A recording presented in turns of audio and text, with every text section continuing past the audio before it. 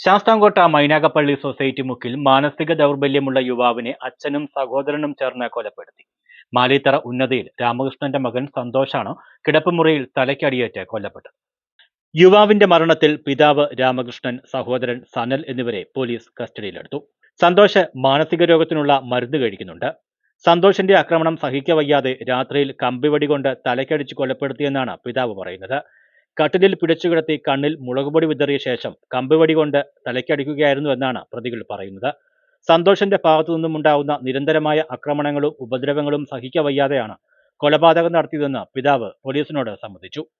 മൈനാഗപ്പള്ളി, തെക്കൻ മൈനാഗപ്പള്ളി മാലിത്തറ ഉന്നതി എന്ന് പറയുന്ന സ്ഥലത്താണ്. ഒരു 10-20 വർഷത്തിന് മുമ്പ് കരുനാഗപ്പള്ളിയിൽ നിന്ന് ഇവിടെ വന്ന് വസ്തുവും സ്ഥലവും മേടിച്ച് താമസമാണ്.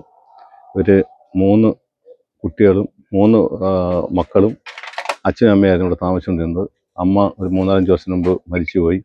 അതിനുശേഷം ഈ 2 ആൺമക്കളും അച്ഛനോടാണ് ഇവിടെ താമസം. അമ്മ ഒരു 2 വർഷത്തിന് മുമ്പ് അമ്മ മരിച്ചു. പുള്ളിക്കാരൻ മാനസിക രോഗിയാണ്. പുള്ളിക്ക് മാനസിക രോഗം വന്നു കഴിഞ്ഞാൽ പിന്നെ അക്രമാസക്തമായാണ് എല്ലായിടത്തും പെരുമാറുന്നത്. നമ്മുടെ ഈ പ്രദേശത്തും നമ്മുടെ തന്നെ കരുനാഗപ്പള്ളി ഭാഗങ്ങളിലൊക്കെ പോയി പുള്ളി പല സ്ഥലങ്ങളിലായിട്ട് വഴക്കുകളുണ്ടാക്കുകയും വണ്ടികൾ തല്ലിപ്പൊട്ടിക്കുകയും ചായക്കടയിൽ കയറി അക്രമം ഉണ്ടാക്കുകയും ഒക്കെ ചെയ്യുന്ന പതിവാണ്. അതിനുശേഷം ഇപ്പോൾ 1 മാസക്കാലമായിട്ട് ഊളംപാറയിൽ ചികിത്സയിലായിരുന്നു. ഒരു 2 ആഴ്ച മുമ്പാണ് പുള്ളി ഇവിടെ സ്ഥലത്തെത്തിയത്. എത്തിയതിന് ശേഷം ഇവിടെ വീണ്ടും ചെറുതായിട്ട് ഈ അസുഖം തുടങ്ങുകയും ചെറുതായിട്ട് വയലൻ്റായി ഓരോരുത്തർക്ക് കയറി അക്രമം കാണിക്കുകയും ചെയ്തുകൊണ്ടിരുന്നതാണ്. ഇന്ന് രാവിലെ ഇദ്ദേഹത്തിൻ്റെ അച്ഛൻ രാമകൃഷ്ണൻ ഒരു 5:45 എൻ്റെ വീട്ടിൽ വരികയും ഇതുപോലെ മോൻ മരിച്ചുപോയി എന്ന് പറഞ്ഞു.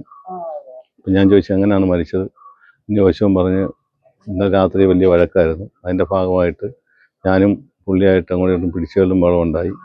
അതിൻ്റെ ഭാഗമായിട്ട് ഞാനൊരു അടി കൊടുത്തു. അപ്പം മടി കൊടുത്ത് വീണപ്പം ഞാൻ പറഞ്ഞതുപോലെ ഞാനിതുപോലെ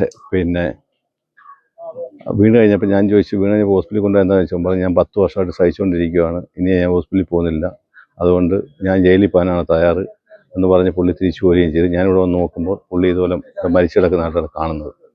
സഹോദരങ്ങൾ തമ്മിലുണ്ടായ സംഘർഷം നിയന്ത്രിക്കാൻ ശ്രമിക്കുന്നതിനിടെയാണ് സംഭവം നടന്നത്. സന്തോഷ് നേരത്തെ തന്നെ മാനസിക രോഗത്തിന് ചികിത്സയിലായിരുന്നു എന്ന് പറയുന്നു. News bureau, Karunagappally.